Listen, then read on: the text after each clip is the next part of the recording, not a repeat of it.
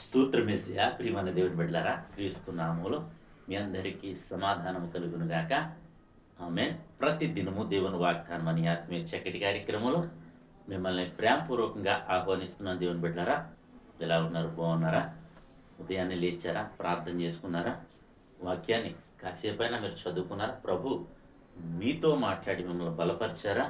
ఎందుకంటే మరి దేవుని సన్నిధికి వెళ్ళిన ప్రతి ఒక్కరిని ప్రభు బలపరుస్తారు. తన వాక్కుతో, తన మరి తన స్వరంతో కావచ్చు, పరిస్థితుల ద్వారా కావచ్చు, రకరకాలుగా మరి ప్రతి ఒక్కరిని ఆయన బలపరుస్తారు అని మీకు తెలియచేస్తూ ప్రతి దినము దేవుని వాగ్దానం అని ఆత్మీయ చక్కటి కార్యక్రమంలో వాగ్దానాన్ని చదువుతున్నాను.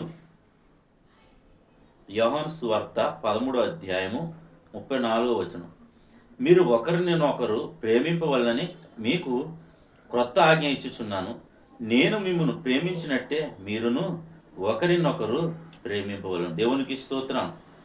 హల్లెలూయా. మీరు ఇక్కడ చాలా చక్కటి విషయాన్ని ప్రభు మనకు తెలియచేస్తున్నాడంటే, నేను మిమ్మల్ని ప్రేమించినట్టు మీరును ఒకరినొకరు ప్రేమించండి అంటున్నారు. మరి దినాల్లో మనం అలా ప్రేమించగలుగుతున్నామా? ఇంట్లో వారిని సైతం ప్రేమించగలుగుతున్నామా? అప్పుడు బయట వారిని ఎలా ప్రేమించగలం? ముందు మనం ఇంటి వారిని ప్రేమించగలిగితే నిన్ను వలే నీ పొరుగు వారిని ప్రేమించగలుగుతాం. కనుక ప్రభు ఇచ్చిన ఆజ్ఞ నీవు నీ ఇంట నుండే నువ్వు ప్రారంభించాలి. మొట్టమొదట నీ కుటుంబంగా సమాధాన పడి ఉండాలి. అలాగే నీ కుటుంబాన్ని ప్రేమించేవాడిగా ఉండాలి. అలాగే తర్వాత నీ ఇరుగు పొరుగు వారిని ప్రేమించేవాడిగా ఉండాలి.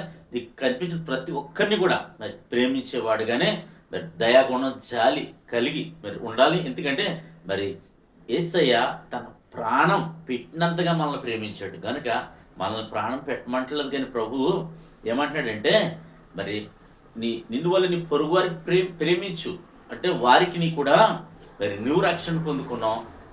రక్షణ పొందుకున్న నీవు కూడా అనేక మందికి రక్షణార్థమై వారికి కూడా ప్రభు ప్రేమను ప్రకటించమని ప్రభు చెప్తున్నాడు. కనుక ప్రతి సమయముందును అవకాశం దొరికినప్పుడల్లా ప్రభు ప్రేమను చెప్పడం, అలాగే నీకు కలిగిందే ఇతరులకి పంచిపెట్టడం లాంటివి మీరు చేయాలి. అప్పుడు దేవుని ఆజ్ఞను మనం పాటించిన వారు అవుతాం. తద్వారా దేవుడు మనల్ని దీవిస్తాడు, ఆశీర్వదిస్తాడు.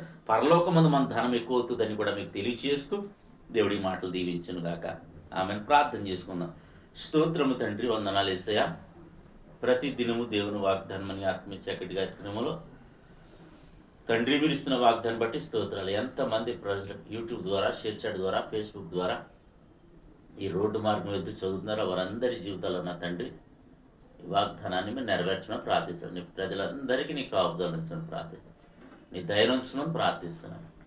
అలాగే తండ్రి నాయన, ప్రతి ఒక్కరూ ఒక్కరి ఎడలో జాలి, దయ, ప్రేమ కలిగి జీవించడానికి కృపను గ్రహించండి.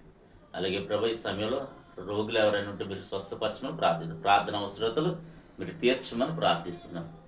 అలాగే తండ్రి నీ కృప ప్రతి ఒక్కరిపై కలగాలని, మా భారతదేశాన్ని, మా గ్రామాన్ని, మా రాష్ట్రం, మా దేశాన్ని, మా దేశ నాయకులను, ప్రజల అధికారులందరినీ కూడా మీరు కాచి కాపాడమని. అలాగే తండ్రి ఇద్దరు ఎవరైతే మ్యారేజ్ బొడ్డు జరిపిన బిడ్డలందరికీ క్షేమాన్ని, సమాధానాన్ని ఈ సంవత్సరం అంతా నీ దయకరేయడం ఉంచమని. అలాగే ప్రభా చంటి బిడ్డలు పుడుతున్నారు. అలాగే ప్రభు రకరకాల హాస్పిటల్స్లో ఉంటున్నారు. ప్రభా నేను వారందరినీ కూడా కనికరించండి.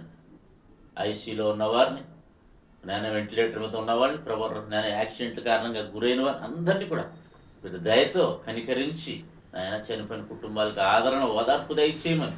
అలాగే తండ్రి ఈ దినం నాయన నీ కృప ప్రతి ఒక్కరిపై ఉంచమని. నీ బిడ్డలు చేయుచున్న వ్యాపారాల్లో, వ్యవసాయాల్లో సమస్తములు మీరే తోడండి, మహిమ పొందమని క్రీస్తు నామములో ప్రార్థన అడుగుచున్నాము తండ్రి. ఆమేన్. నేను నమ్ముతున్నాను ప్రియమైన దేవుని బిడ్డలారా, ప్రభు మనందరినీ బలపరిచిన విధానం బట్టి ఆయన స్తుతించండి, ఆయన కనపరచండి, ఆయన నామాన్ని గొప్ప చేయండి. దేవుడు నిన్ను కుటుంబాన్ని దీవించును గాక. ఆమేన్.